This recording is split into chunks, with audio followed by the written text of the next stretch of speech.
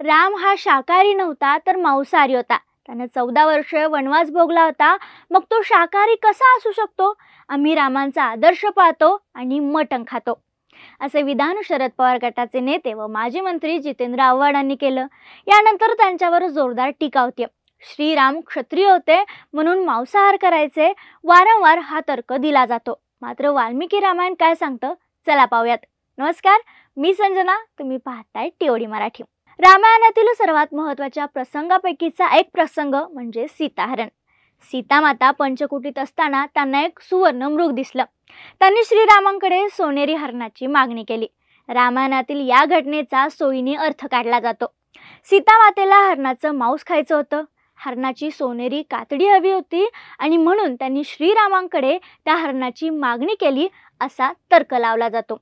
याच तर्काचा पुढचा कल्पना विस्तार श्रीरामांच्या मांस सेवनापर्यंत जातो। मात्र सीता मातेला हे सुवर्णमृगाचं जे देखणं पिल्लू होतं ते कुटीच्या परिसरात हवं होतं। श्रीराम आणि लक्ष्मण जंगलात गेल्यानंतर करमणुकीचं साधन म्हणून ते पकडून आणावं अशी मागणी सीता मातेने केली होती। हरणाला पकडण्याच्या उद्देशानं श्रीराम त्याच्या मागे धावले, तेव्हा हरणाला मारण्याचा कोणताही उद्देश त्यांचा नव्हता। मात्र अचानक ते हरण नजरेसमोरून गायब झालं। परत ते तिसऱ्याच ठिकाणी दिसलं। हे हरण मायावी आहे याची श्रीरामांना कल्पना आली आणि म्हणूनच त्यांनी धनुष्यबाण हाती घेतलं आणि त्या मायावी हरणाचा वध केला। मांसाहारासाठी किंवा कातडीसाठी हरण हवं होतं हा अपप्रचार इथेच खोडून निघतो। रामायणात कुठेही हा उल्लेख नाही आहे की श्रीराम मांसाहार करायचे। श्रीराम, लक्ष्मण आणि सीता माता कंदमुळं खात, याचे अनेक उल्लेख आहेत। वाल्मिकी रामायणाच्या अयोध्याकांडामधील 20व्या प्रकरणात महत्त्वाची नोंदी आहेत। श्रीरामांनी अयोध्येतून निघताना काही प्रतिज्ञा घेतल्या होत्या आणि त्यापैकी एक प्रतिज्ञा होती, चतुर्दशही वर्षांनी वस्यामी व्यजने वने मधुमूल फले जीवन हित्वा मुनिवद आमिषम। वनवासाची 14 वर्ष ऋषीमुनींप्रमाणे एकांत वनात राहीन, मांस खाणार नाही, कंदमुळं, फळं आणि मधाचं सेवन करेन। एकवचनी एकपत्नी या गुणांमुळे श्रीरामांना पूजलं जातं। ते शपथीवरून मागे हटणार नाहीत हे निश्चित। त्यामुळे सुवर्णमृगाचा संदर्भ देत त्यांच्यावर होणाऱ्या मांसाहाराचे आरोप अयोग्य असल्याचं या ठिकाणी दिसतं।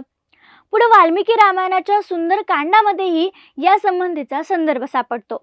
अशोक वाटिकेत सीता माता कैद असतात आणि त्यांना भेटायला हनुमान तिथे पोहोचतात।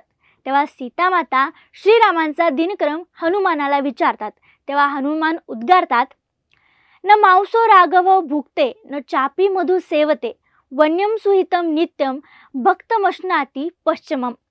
म्हणजेच श्रीरामांनी कधीही मांस सेवन केलेलं नाही, न त्यांनी मदिरापान केले।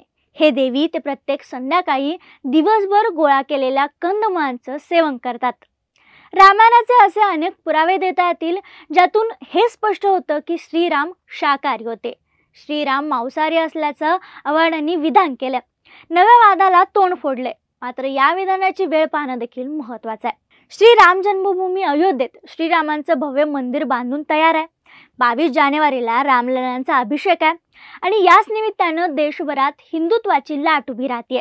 याच राममय वातावरणाचं पॉलिटिकल मायलेज भाजपला मिळेल आणि हे रोखण्यासाठी इंडिया आघाडी प्रयत्नशील आहे। आव्हाडांनी केलेलं हे विधान भाजपचा राजकीय प्रभाव रोखण्यासाठी असं मत व्यक्त होते। मात्र हे करताना श्रीरामांबद्दल संभ्रम निर्माण करणं योग्य ठरेल का, हा देखील प्रश्न इथं निर्माण होतो। शिवसेना उभाटा गटाचे नेते आदित्य ठाकरेंनीही आव्हाडांना सुनावलं। देवी देवतांवरून वाद होऊ नयेत असं आदित्य ठाकरे म्हणतात। शरद पवार गटाचे इतर नेतेही आव्हाडांपासून अंतर राखून आहेत। इंडिया आघाडीच्या बिघाडीला आव्हाडांचं विधान कारणीभूत ठरेल का, याचं उत्तर आता येणारा काळच देऊ शकेल। दरम्यान याबद्दल तुमचं मत काय, आम्हाला कमेंटमध्ये नक्की सांगा आणि अशाच व्हिडिओसाठी टीओडी मराठीचं फेसबुक पेज आणि यूट्यूब चॅनलला फॉलो आणि सबस्क्राईब करायला विसरू नका। Times of democracy, TOD Marathi, लोकांकडून लोकांसाठी।